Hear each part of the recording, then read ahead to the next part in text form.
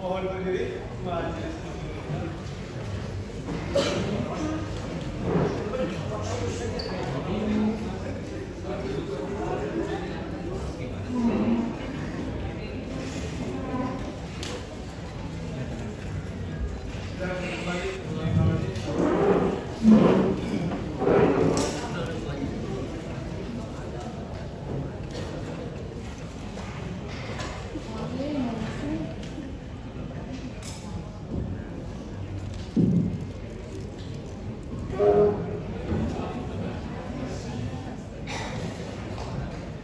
Sidang perkara nomor 362 khusus 2025 Pn Jakarta Selatan atas nama terdakwa kita menjadi buka dan terbuka.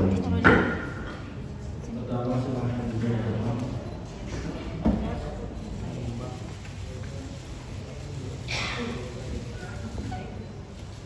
Terdakwa silahkan ini. Masih di dalam perasaan hukum ya. Jadi sesuai dengan acara sidang hari ini kita putuskan ya, dan putusan sudah siap dibacakan. Namun demikian untuk menghemat waktu ya, kita mohon kepada para pihak ya, untuk sesuatu yang sudah kita ketahui, dakwaan, saksi ya, ahli, bukti surat yang akan dibaca, keberatan dari penasihat hukum dari terdakwa tidak dari dokumen itu ya. Jadi nanti akan kita baca secara lengkap mulai dari fakta hukum sampai amar putusan itu ya. Dan tentunya sebelum kita bacakan, kita sampaikan kepada penuntut umum dan terdakwa ya, bahwa dengan putusan ini tidak bisa memberikan permintaan baik apa yang disampaikan jaksa dalam penuntutannya maupun terdakwa dalam pembelaannya ya. Tentunya masing-masing pihak nanti akan merasa tidak puas kalau tidak sependapat begitu ya. Dan tentunya sudah dijamin juga hak-hak saudara ya, hak terdakwa maupun penuntut umum. Maka kalau tidak sependapat dengan putusan majelis hakim, hak saudara untuk banding upaya hukum. Namun apabila sependapat silakan diterima. Dan kalau belum ada kepastian tentang mau diterima atau tidak, hak saudara juga baik jaksa maupun terdakwa untuk berpikir-pikir selama 7 hari kerja. Gitu ya.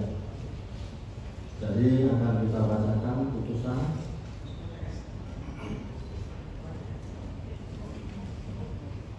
Putusan nomor 362 khusus Jakarta Selatan.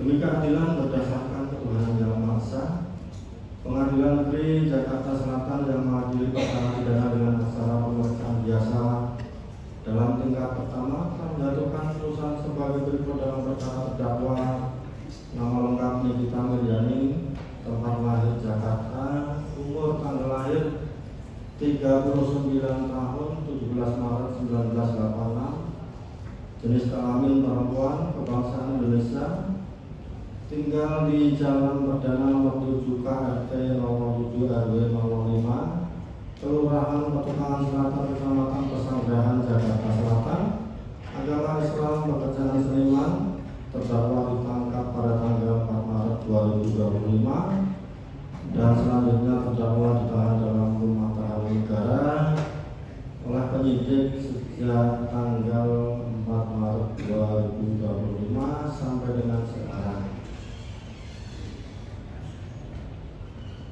Menimbang bahwa terdakwa dalam menghadapi perkara ini didampingi oleh Dr. Fahmi Bahmid SJMBUM dan kawan-kawan, advokat dan konsultan hukum pada law office Fahmi Bahmid dan partner, beralamat kantor di The Citadel Unit 2A Jalan Desa Bika Raya nomor 3 Cililitan, Kramat Jati, Jakarta Timur, DKI Jakarta, baik bersama-sama maupun sendiri-sendiri, berdasarkan surat kuasa khusus nomor 101/111/AB/SK/Romawi 6/2025 tanggal 17 Juni 2025 dan surat kuasa khusus tambahan tanggal 16 September 2025.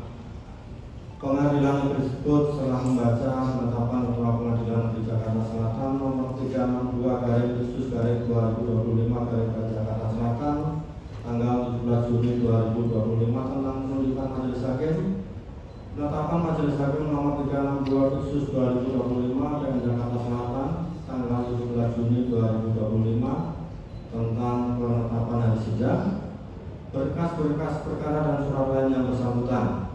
Setelah mendengar keterangan saksi, keterangan terdakwa serta keterangan ahli dan memperhatikan barang bukti dan bukti surat yang diajukan di persidangan.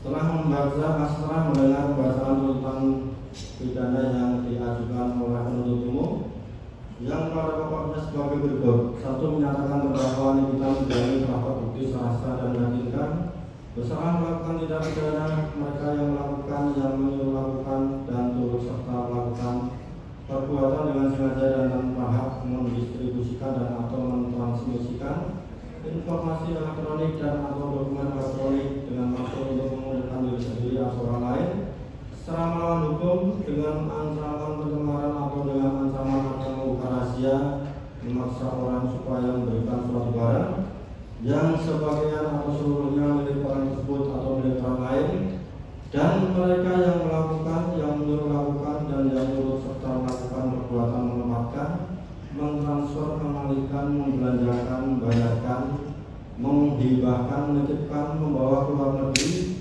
mengubah bentuk, menukarkan dengan mata uang atau surat berharga atau perbuatan lain atas harta kekayaan yang diketahuinya atau diduganya merupakan hasil tindak pidana sebagaimana dimaksud dalam pasal 21 dengan tujuan menyembunyikan atau menyamarkan asal usul harta kekayaan, melanggar pertama 1 pasal 45 10 huruf A junto pasal 27B A2 Undang-Undang Republik Indonesia nomor 11 tahun 2008 tentang informasi dan transaksi elektronik sebagaimana yang telah diubah terakhir dengan Undang-Undang Republik Indonesia nomor 1 tahun 2024 tentang perubahan kedua atas Undang-Undang Republik Indonesia nomor 11 tahun 2008 tentang informasi dan transaksi elektronik junto pasal 551 Kitab Undang-Undang Pidana dan kedua pasal 3 Undang-Undang Republik Indonesia nomor 8 tahun 2010 tentang pencegahan dan pemberantasan tindak pidana pencucian uang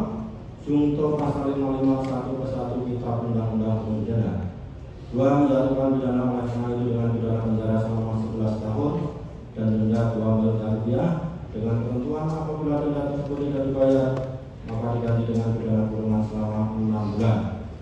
3. Memerintahkan supaya terdakwa tetap ditahan. 4. Menyatakan barang bukti berupa 1 buah sistem elektronik dan seterusnya dipergunakan sebagai barang bukti dalam perkara atas nama saksi Ismail Marzuki. 5. Menetapkan agar terdakwa membayar biaya berkas sebesar Rp5.000. Setelah mendengar pembelaan penasihat hukum terdakwa yang pada pokoknya sebagai berikut: 1.